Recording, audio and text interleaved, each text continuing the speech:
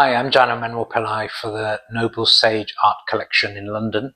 I wanted to introduce this work to you, which is a work by the Bangalore artist C.F. John, and it's called Four Corners of a Line, which is a kind of a mysterious, kind of enigmatic kind of title for a work. And it already gets you thinking about how a line can have corners and what that might mean before we even look at the work. So let's actually work it out looking at the piece. Now, when I met with C.F. John, I asked him what this work is about. It's part of a series of works, all called Four Corners of a Line. And he said that to create this work, he built a trapeze in his house. And there was an American performer or dancer who was in town, and she was very androgynous looking, and he got her to lie on this trapeze flat on the along like laying out on this trapeze. So the body was like this in the distance as he painted. Now what he did was he painted her, at least the basics of her, but he then inverted her like this. So you see the body here with the clothes falling this way because the floor was here. So the clothes were falling this way. The trapeze has been removed. It's been removed from the picture. And now you've got this body that's inverted, but with clothes going this way, with a natural sense of a changed gravity. So gravity pulling in this direction. Now, just even though gravity is pulling in this direction, there are other force lines that are created. For example, this foot, which you can see in different states of movement in this direction. And if you look up there, you can see in this hand, we can see movement in that direction as well. So you've got these alternate movements against the feeling of this warped sense of gravity that's moving in this direction and the clothes going in this direction. And anyway, you've got this figure standing upright, so there's a kind of a central stationariness about the figure, but also a sense of, because of those movement lines, the figure moving in that direction, perhaps. Now, then you've got the line. When he talks about the four corners of the line, you've got the line itself. This is like almost like a piece of thread that goes across to the fingertip, to the other hand, and then comes down here.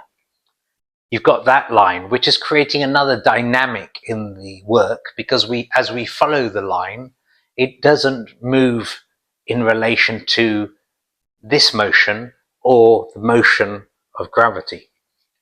Now, the final kind of pièce de résistance on it is really the background. Now, the background looks maybe like decorative. It's quite active. It's quite, to me, quite convoluted on the eye. These greens and browns. It's jagged and it's very kind of architectonic in the background here, all around the figure. Now, when I asked him what that was, he said it was the imagining of moving in close to this figure, into the garment, into the colors of the garment, into the body, and microscopically looking at it. So when you're looking at this area, you have the Z-axis. You've got the X and Y before that I talked about, but now you've got a Z-axis. You've got us moving into the figure as well as out. You've got this kind of chaos, I guess, that he's trying to still and make stationary for this exact moment. And so the work itself as a whole has so much dynamic movement in it, but yet is still, weirdly still as well. And that's what really drew me to this work. When I asked John, I'll never forget this, but when I asked C.F. John, where did this idea come from? He said that if I said to you that you could run and that you could lay across my hands, flat across my hands, you'd say that was impossible because no one can just hold someone like that. And I said, yeah, I would.